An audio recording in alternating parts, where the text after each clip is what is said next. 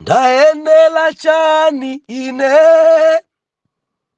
mwayenela chani inu, mwayenela chani, mwayenela chani, mwayenela chani inu, mwapambana bwanji inu, ndapambana bwanji ine, wondalemela bwanji, mwalemela bwanji, ndayenela chani, oh, tapambana bwanji ine, wondapambana bwanji ine, wondayenela chani, pambana bwanji, lemela bwanji ine.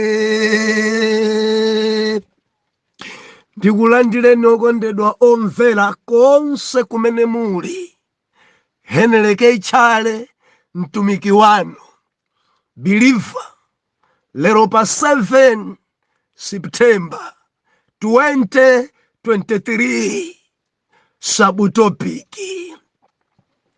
Lelo loleni ndikhale onga mtolankhani.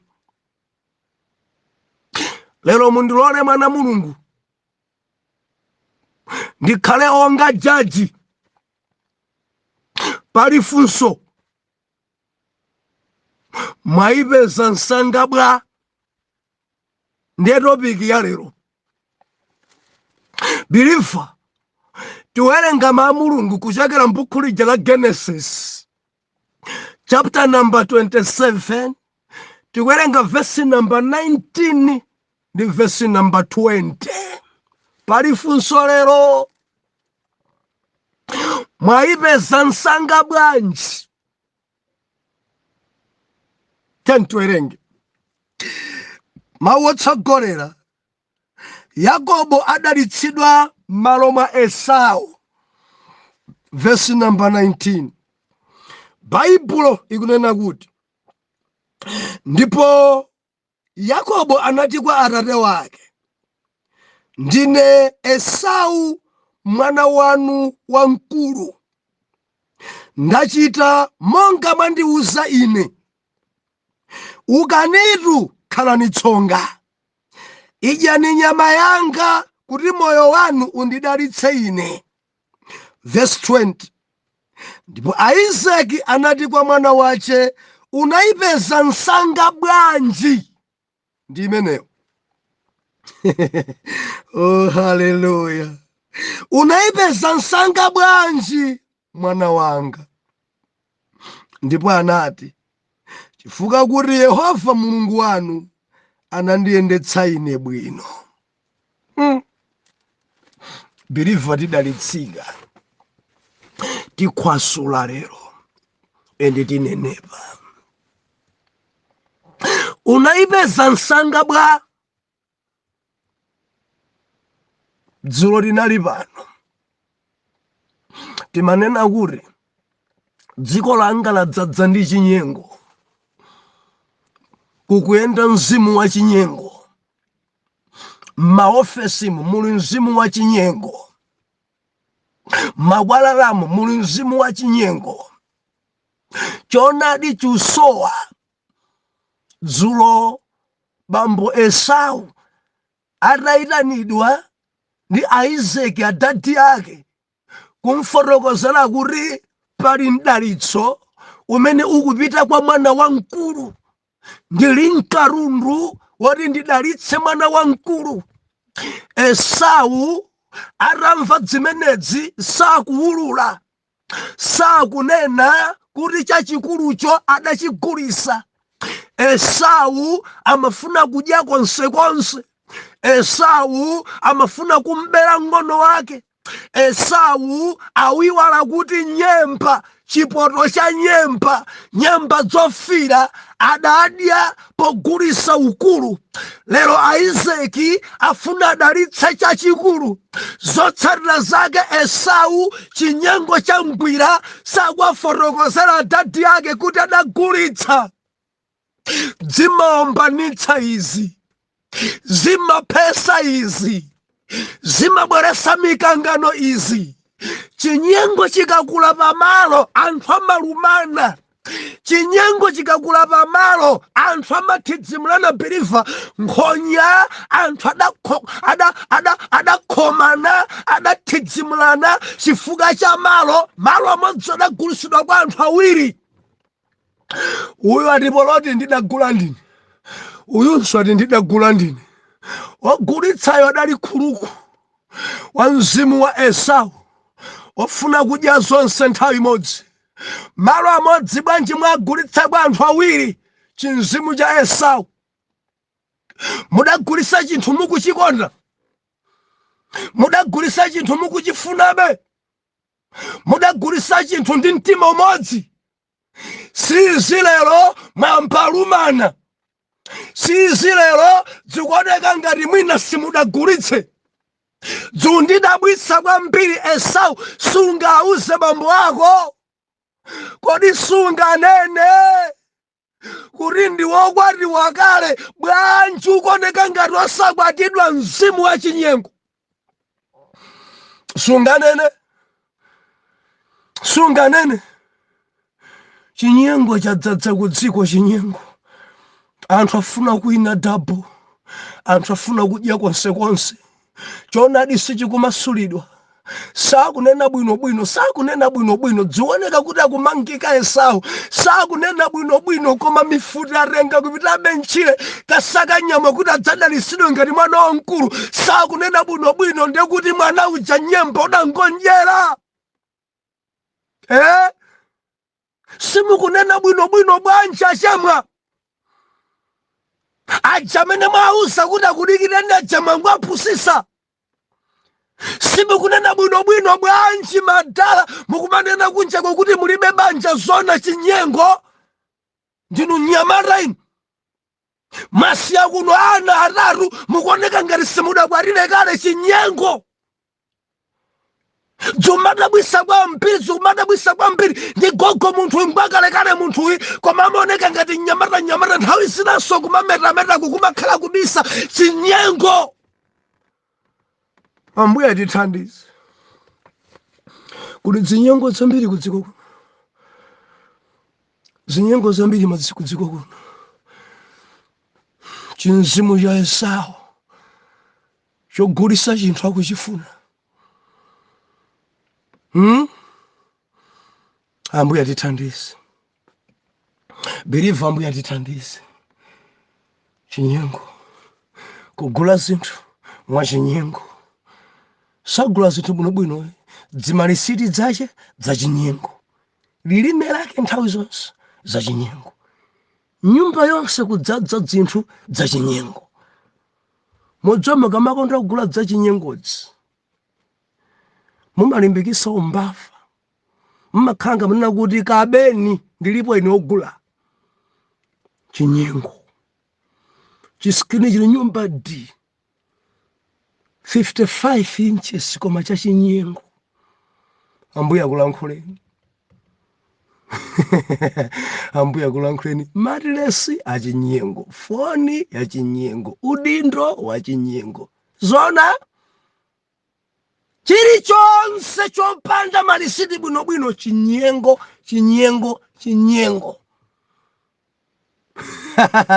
Hallelujah. Mulungu akulankhuleni mulape. Akangobwera Yesu kukupezani wa chinyengo choncho mudzatsala. Mudalalikira kudziko kuno koma pamoyo wanu pali chinyengo mudzatsala. Muratchuka kudziko kuno koma pamoyo wanu pali mzimu wa chinyengo mudzatsala. Atakupasani maulemu kwambiri ndi kudziko kuno kuti awawa ndithu ndi mayi wachigwirizano, mayi wochichilika, koma ngati moyo wanu ukuyendabe muchinyengo tamvera. Ukafa choncho udzatsala mparadiso. Ndimatilize khwerere lapa.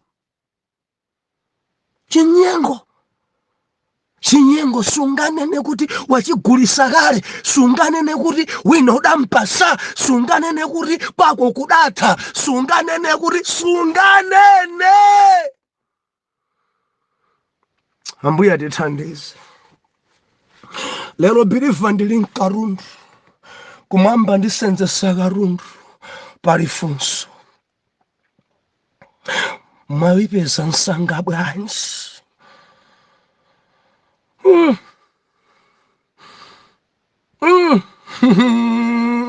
Biriva mwadzipeza nsanga bwanji?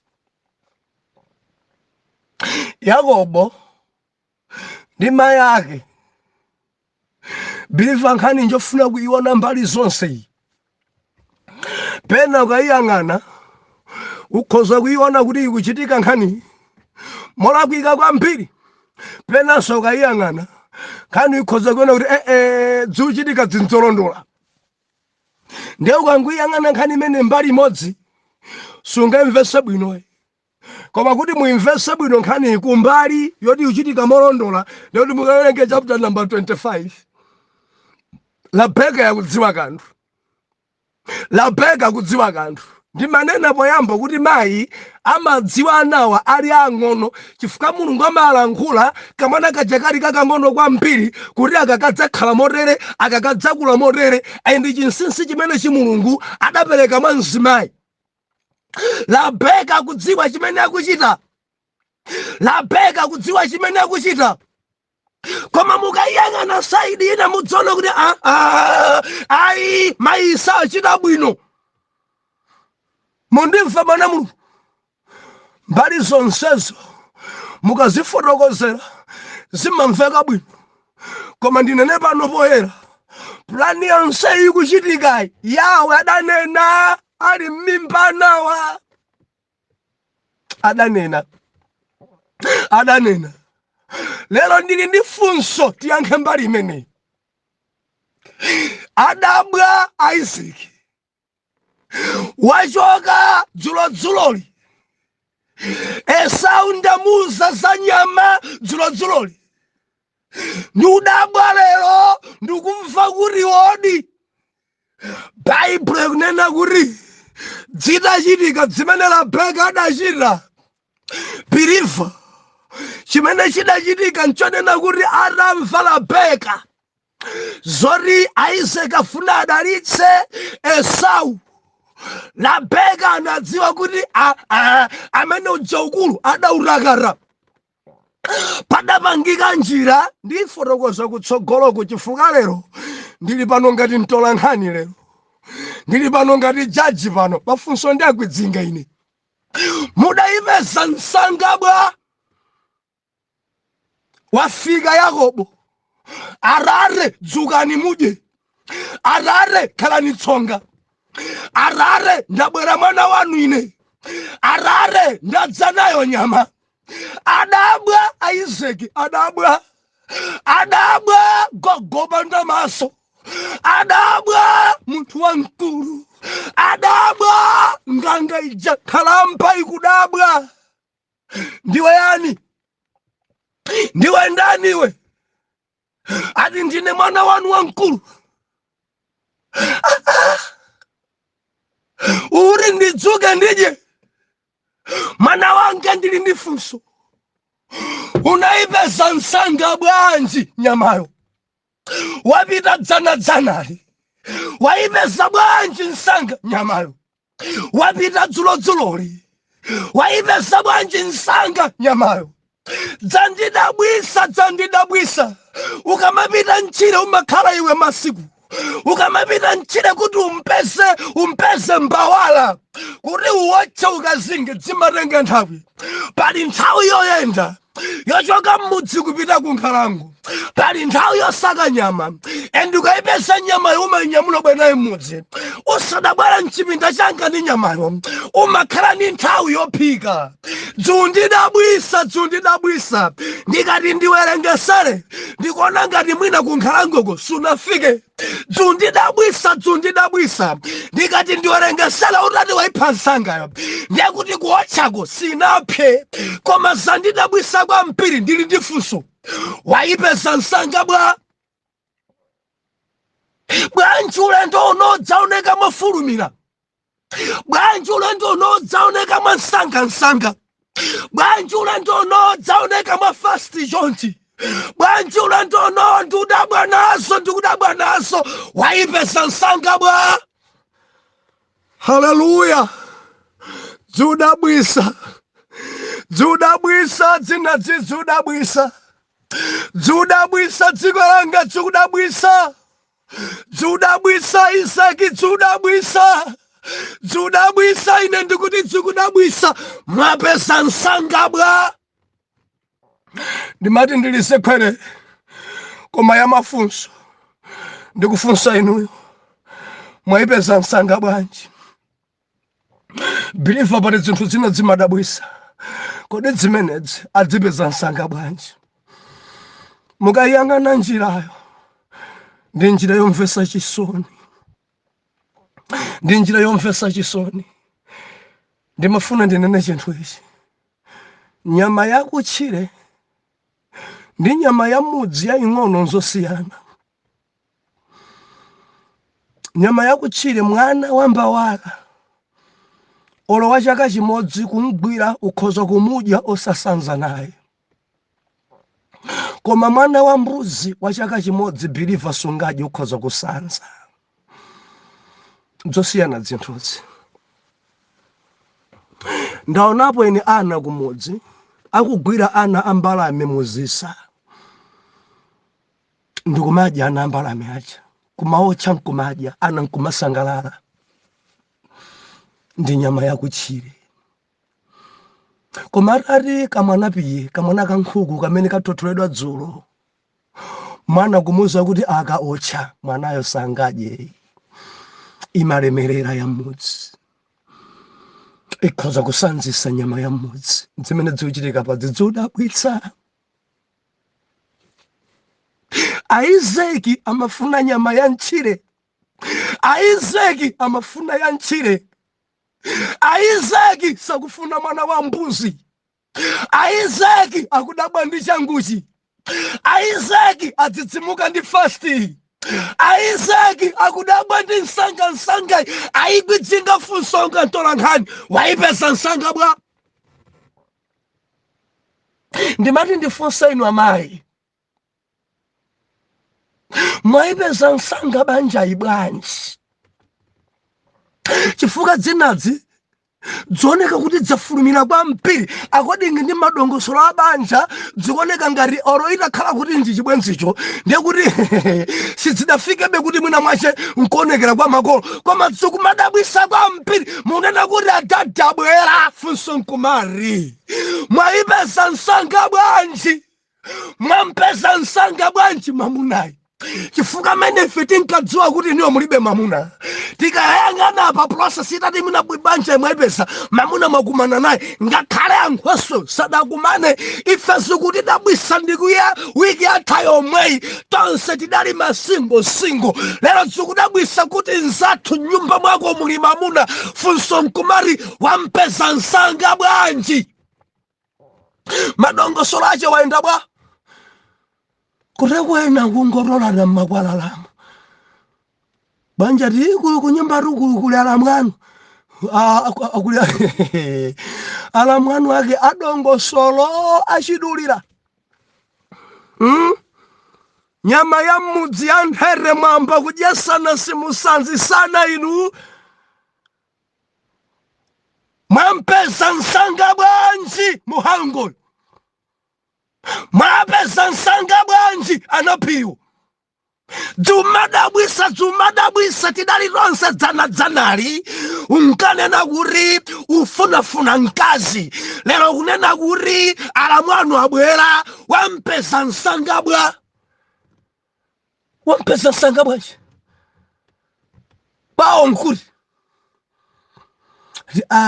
Kangari akuoneka ilime yake ngati mulomwe choncho.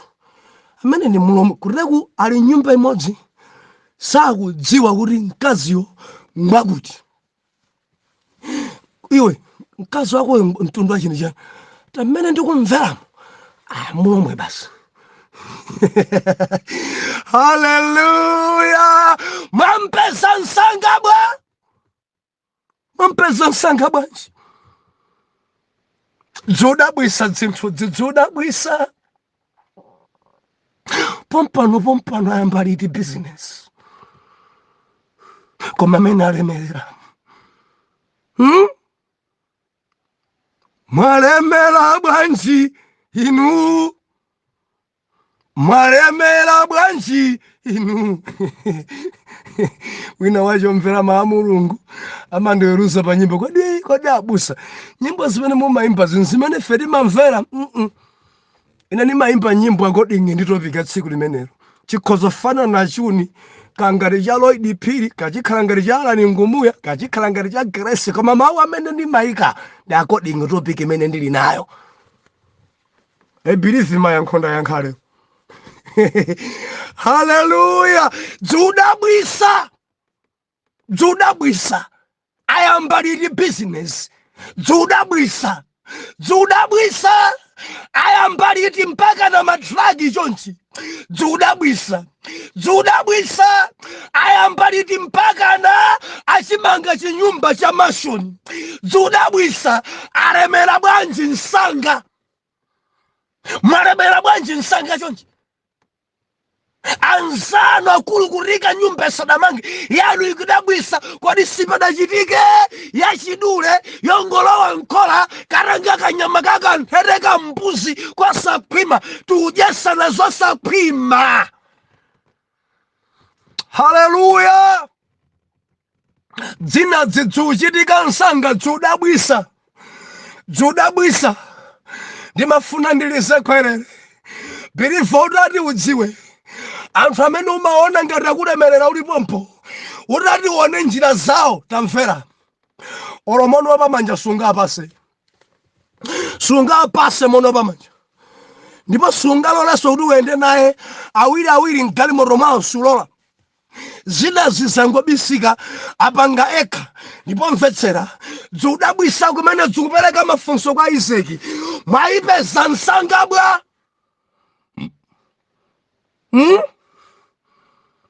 abwera pompano panchito pano koma mene akwerera kubwera kumene kubwanji sibadachitike njira ya chimidzi kongofika bwanji amba kumene ntchito bwanja ndi secretary wanu kaka bwanja ndi manager papa bwanja ndi director zatheka nsanga chonchi bwa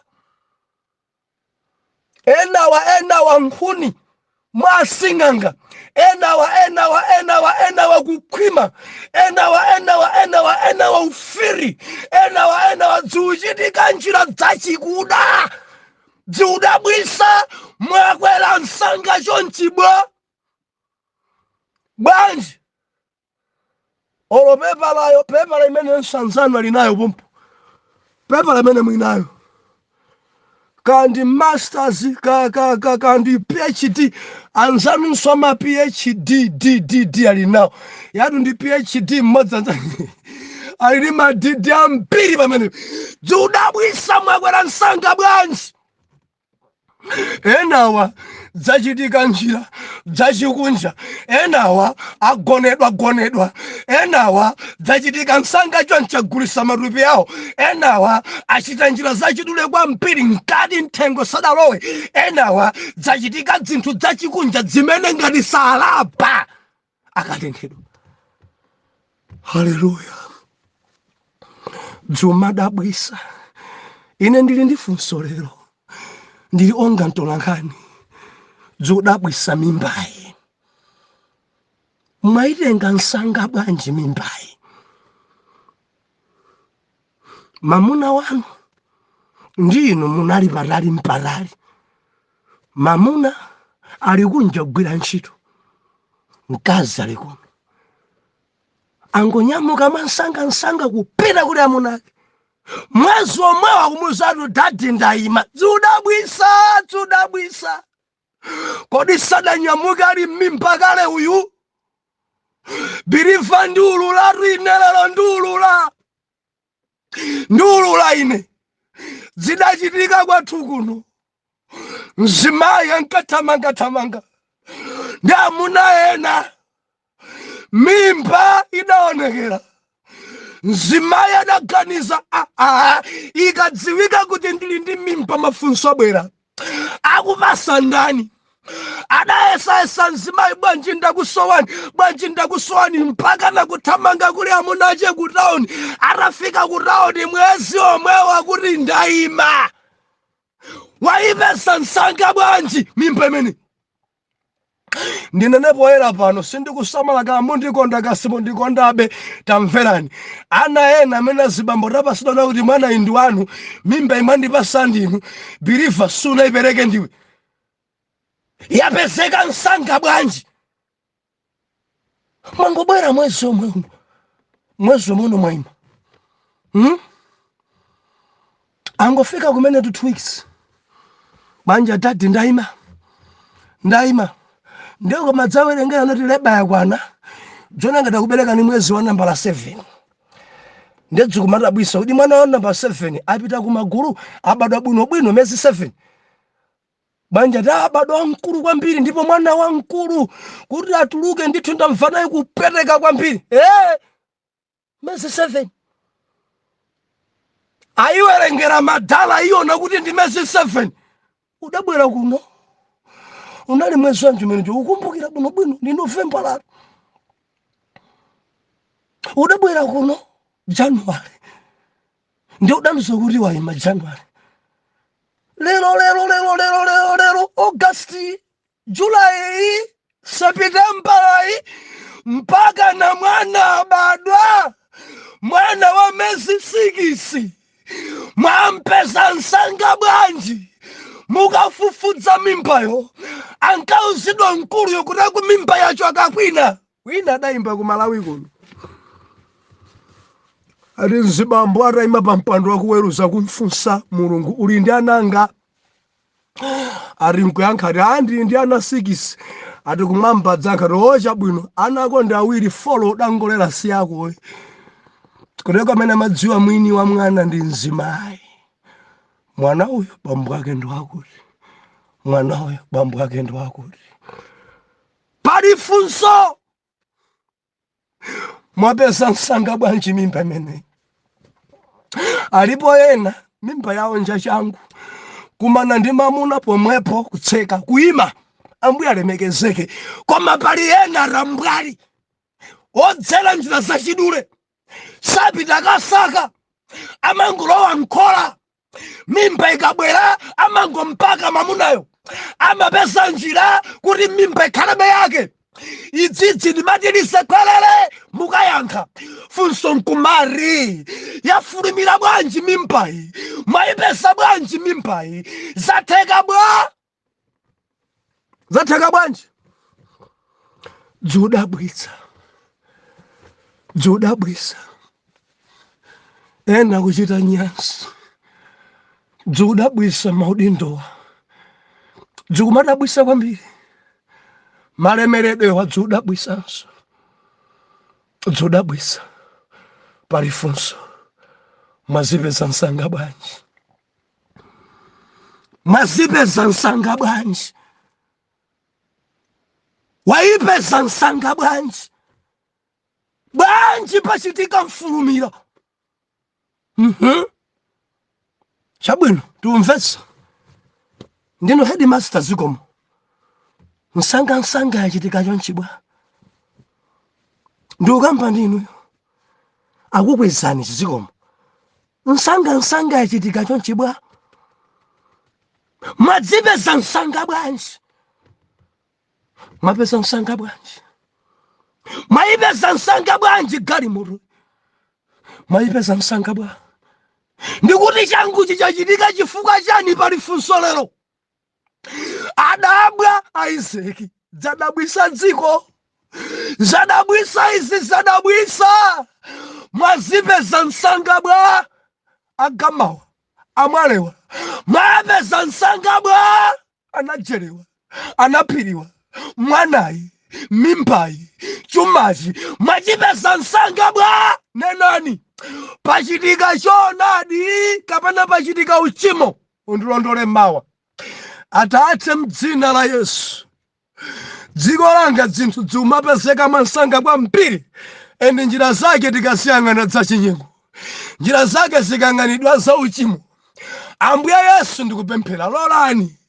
Ife tiyende mastepe. kufikirana chapa mtima pano chitachitika panano. Muri tsogolele kuti ferisa maone kuchedwa mpakana zidzachitike mmene mufunira m'dzina la Yesu. Oyera mtima tiyankhe kuti amen and amen.